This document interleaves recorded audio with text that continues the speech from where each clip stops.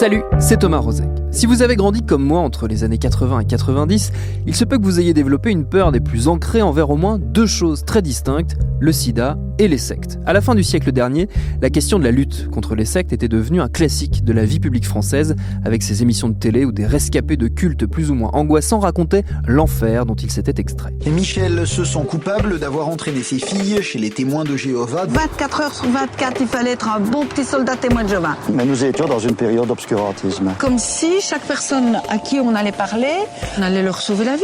Et à tous ceux qu'on a emmerdés, on sort d'excuses, voilà. Aujourd'hui, j'ai honte. L'époque a clairement changé, et si personne ne contestera la nécessité de se protéger des dérives sectaires, les outils, eux, ne sont plus les mêmes. On a appris tout récemment, par exemple, que la Miviludes, la fameuse mission interministérielle qui lutte justement contre les sectes, allait voir son statut changer, ses moyens diminuer, et surtout ses équipes rattachées non plus au Premier ministre, mais au ministère de l'Intérieur. Il est prévu, selon nos confrères de France Inter, d'intégrer ces services à ceux du comité interministériel de prévention de la délinquance et de la radicalisation, qui, vous l'aurez compris, s'intéresse surtout au mouvement djihadiste. Une décision qui signe une rupture dans la longue histoire de la lutte contre les groupes sectaires en France. Une histoire qu'on a eu envie de vous raconter avec cet épisode du jour. Bienvenue dans Programme B.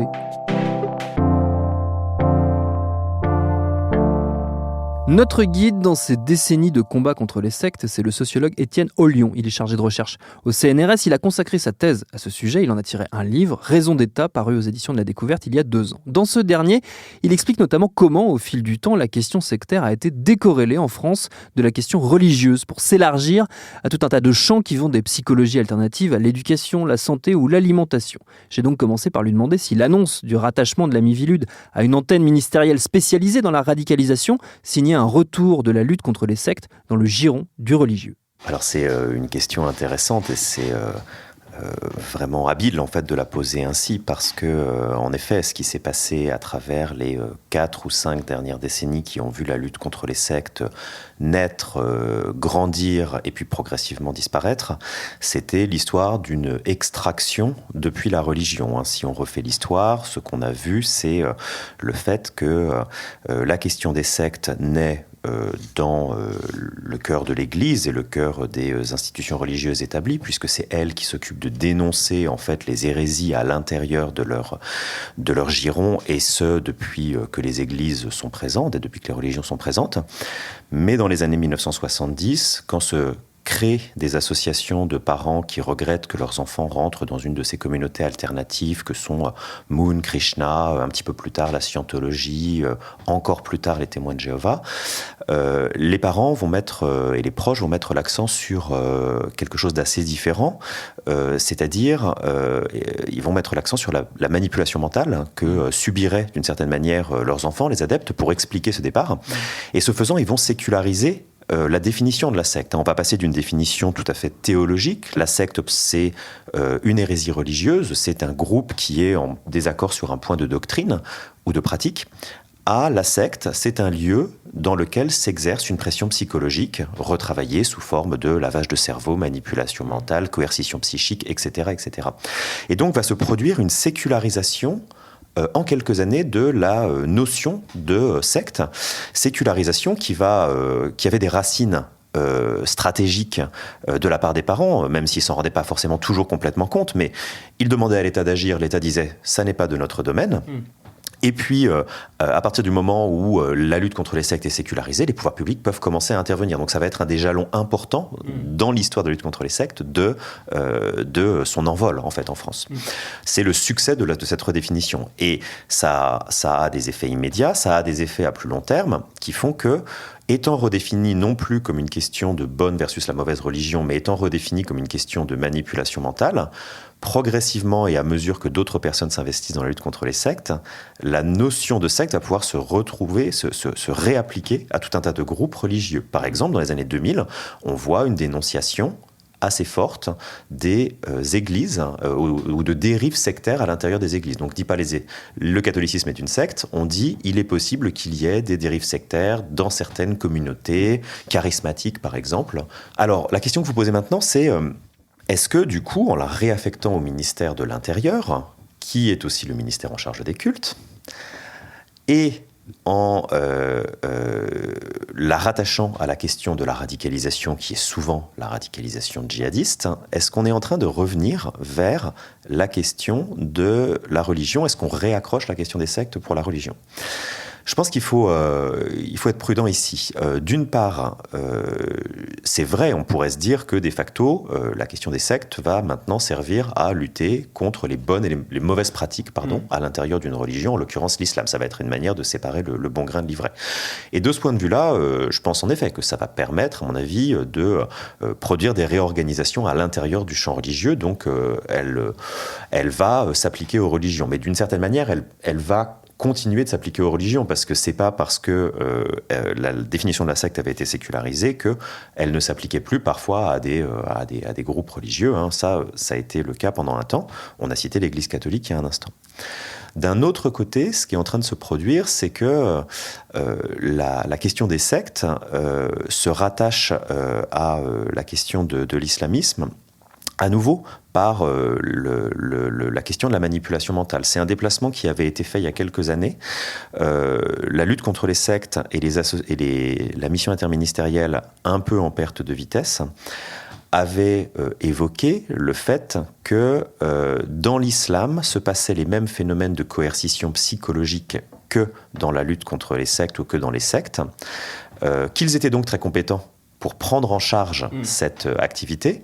Et donc, d'une certaine manière, c'est la continuation d'un travail qui a été élaboré à partir de 2015, où, dans le sein des associations et dans le sein de la mission, on a tenté de produire un corpus pour établir une homologie entre ce qui se passait. Preuve en est que dans les années 2015-2016 vont être tenus une série de séminaires dans lesquels on va tenter de montrer tous les parallèles, que des solutions comme par exemple les centres de déradicalisation vont être mis en place. Or, il faut savoir que les centres de déradicalisation s'appuient sur l'idée qu'on peut modifier le comportement psychique d'un individu à partir du moment où on lui parle suffisamment longtemps. Ce qui est une théorie qui a été évoquée dans l'histoire de la lutte contre les sectes, et non seulement évoquée, mais appliquée. Assez peu en France, mais aux États-Unis, vous aviez ce qu'on appelait de l'exit counseling, où en gros, des parents faisaient plus ou moins de manière forcée mettre leur enfant dans une maison. Venaient des exit counselors, souvent des gens avec une formation en psychologie, qui tentaient de leur expliquer pourquoi est-ce qu'ils avaient tort. En fait. Donc, ils tentaient de les convertir à l'envers. Il y a cette idée, à travers la question de la manipulation mentale, du déclic, du moment où les gens changent, en fait, parce qu'il faut arriver à expliquer une conversion radicale et brutale, souvent. Et l'idée, c'était de dire, je vais faire sortir mon enfant en lui parlant assez longtemps et en lui faisant comprendre les mécanismes psychologiques qui l'ont embrigadé. Et donc, de ce point de vue-là, et je reboucle ici avec votre question, ce qui est en train de se passer à l'heure actuelle, c'est la conséquence non anticipée et certainement non désirée des associations qui ont fait ce premier pas il y a quelques années. Et en effet, c'est sûrement une question c'est en effet probablement un démantèlement, ou en tout cas un éteignoir qui est mis sur la lutte contre les sectes aujourd'hui. Ce qui est frappant quand on s'intéresse à la lutte contre les sectes et les dérives sectaires, c'est des parallèles qu'on peut tisser avec la lutte contre le crime organisé et contre la mafia. Notamment sur ce point de détail qui est que c'est rarement sur le cœur de l'activité qu'ils vont être frappés, ces groupes sectaires, plutôt sur des dérives potentiellement économiques. Ils vont être rattrapés par le côté économique des choses. C'est notamment le cas, je crois, de la scientologie en France. Ça pose la question des instruments de l'action. Un des instruments de l'action, c'est évidemment d'aller taper au porte-monnaie, parce que il n'y a pas besoin d'être un matérialiste brutal pour savoir que sans ressources, on a plus de mal à agir. Et donc, un des moyens d'agir, ça a été de faire ça. Et ça, c'est particulièrement vrai dans les années 1990, quand les pouvoirs publics veulent s'engager, parce qu'ils disent, finalement, on essaye, mais on a bien des difficultés à accuser ces groupes de promouvoir des croyances alternatives. On est dans un pays où, en effet, rien ne permet de faire ça. Et donc, une des premières mesures, une des premières actions, ça a consisté à dire on va aller trouver des moyens dérivés. Et donc les moyens dérivés, c'est quoi ? C'est en effet le porte-monnaie. Une autre modalité d'action, ça a été de faire donner l'administration, de faire travailler l'administration. Et donc par exemple, les témoins de Jéhovah ont eu un contrôle fiscal complet en 1995. Troisième mode d'action sur lequel en général on peut faire, c'est on peut agir, ou les pouvoirs publics en tout cas ont agi, c'est toute une série d'invitations aux administrations décentralisées, par exemple les mairies, à refuser des salles. Vous l'avez dit, à partir des années 70, en gros, on trouve trace d'organisations citoyennes pour dénoncer des dérives sectaires ou des groupes sectaires.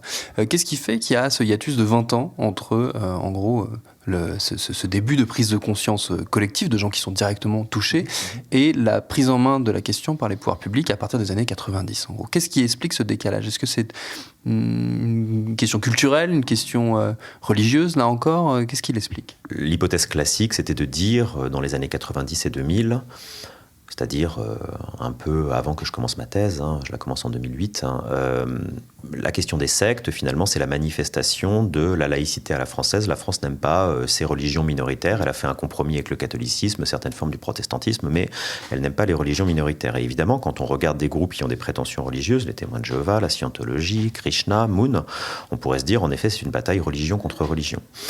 Et ce qui me posait problème à ce moment-là, et ce qui m'a amené à réfléchir en fait à cette question des sectes différemment, c'était l'idée finalement que toute une série de groupes que moi je voyais être incriminés, non seulement n'étaient pas reconnus par des religions, mais évidemment quand on accuse quelqu'un d'être une secte, on lui reconnaît pas la religiosité ou le caractère de religion, mais ne se revendiquaient même pas eux-mêmes d'être des religieux. Donc vous aviez des thérapeutes alternatifs, des écoles alternatives qui étaient accusés, des groupes paramilitaires, et qui finalement ne revendiquaient même pas cela. Et donc je trouvais à l'époque qu'il fallait un principe alternatif pour expliquer ça. Pourquoi est-ce que je fais cette parenthèse ? C'est parce qu'en fait, l'explication simplement par la culture religieuse de la France ne suffit pas. Et qu'il faut aller regarder aussi comment concrètement se construisent des actions au sein de l'État, à l'extérieur de l'État, comment est-ce que des relais peuvent être pris. Et c'est là que le travail d'archives et d'entretien historique a commencé, avec des acteurs impliqués, qui montrent que jusque dans les années 1990, les sectes, c'est un sujet qui intéresse médiatiquement, on en parle, voilà. Les pouvoirs publics se sont un petit peu mobilisés, mais beaucoup moins qu'on ne pouvait le dire à l'époque, c'est-à-dire qu'à chaque fois qu'un rapport est produit, le rapport est produit et puis il ne se passe rien derrière. Donc on peut mentionner une série de rapports en disant la lutte contre les sectes remonte par l'État, remonte il y a très longtemps. En fait, il y a un rapport en 78 qui dit circuler, il n'y a rien à voir. Il y a un rapport en 83 qui est considéré comme important dans l'histoire qu'on faisait de la lutte contre les sectes et qui en fait va être mis au placard, enfin mis au tiroir. Et puis voilà. Et ce qui se produit en fait en 1995, c'est que d'un coup, les pouvoirs publics vont s'engager.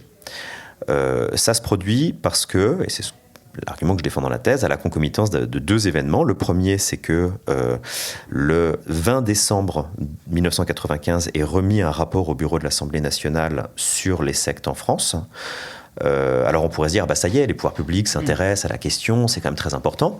Quand on fait un entretien avec les personnes qui ont fait ce rapport, ils ont dit, ah non, mais nous on avait pris la question des sectes parce qu'on était dans la minorité, donc le groupe socialiste à l'époque était à peu près aussi gros qu'à l'heure actuelle, suite à la défaite de 93.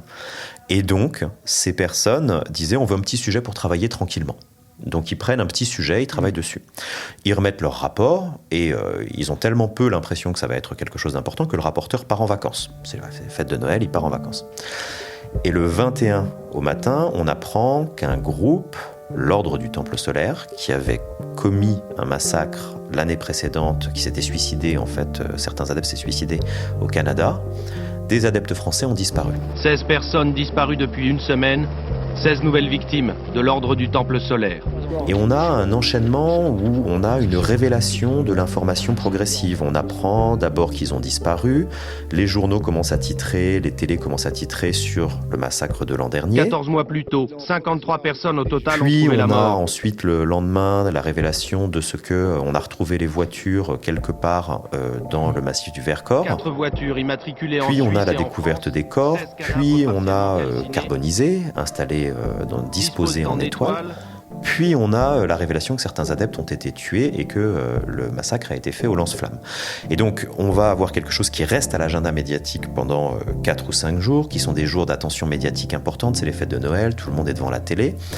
Et va se produire à ce moment-là quelque chose d'intéressant du point de vue scientifique, hein. Évidemment c'est quelque chose de tragique du point de vue humain, c'est que ce massacre va voir la rencontre de une offre d'expertise très légitime, celle des députés, qui ont écrit un rapport, qui sont ravis de pouvoir en parler, hein. C'est aussi un moment d'exposition politique et médiatique pour eux, et de journalistes qui sont très en demande puisque le sujet reste à l'agenda.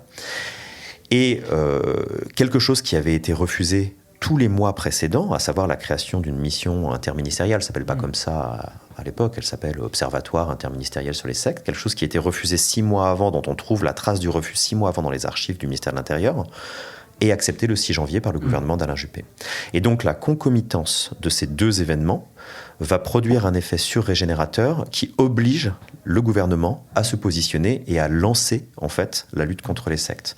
Et donc l'explication culturelle par la religion, à minima, ne suffit pas. J'irais même personnellement un petit peu plus loin. Je pense qu'elle n'est pas très efficace.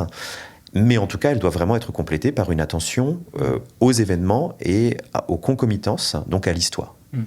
Est-ce que c'est justement la pression des événements qu'a connue la France ces dernières années, qui sont essentiellement, on va dire, des événements de confrontation violente avec la radicalisation religieuse, qui explique ce rattachement annoncé de la Miviludes au ministère de l'Intérieur et à un organisme qui lutte contre la radicalisation religieuse pour le coup?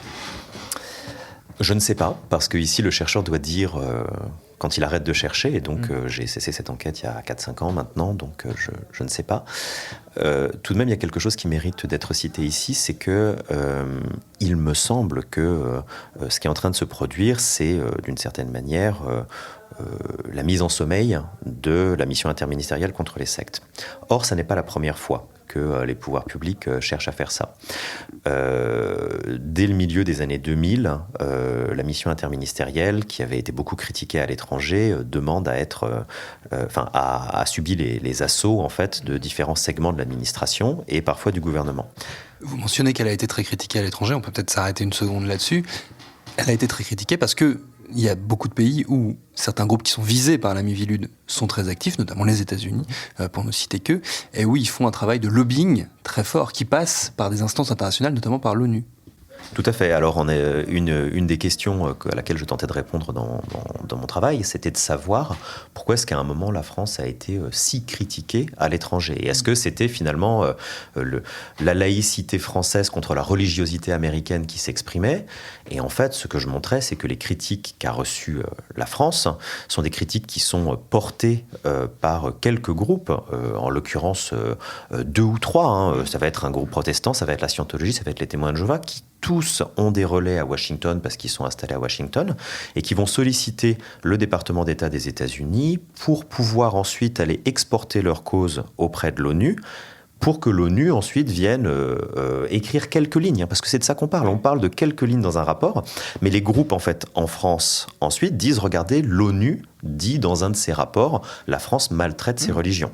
Et donc c'est tout un processus en fait d'exportation et d'importation, comme un boomerang en fait que lancent les groupes implantés en France, qui passent par l'étranger, qui prend la vitesse et qu'ils essaient ensuite de ramener en France pour attaquer le gouvernement. Et ça, en effet, ça va participer d'une transformation importante au tournant des années 2000.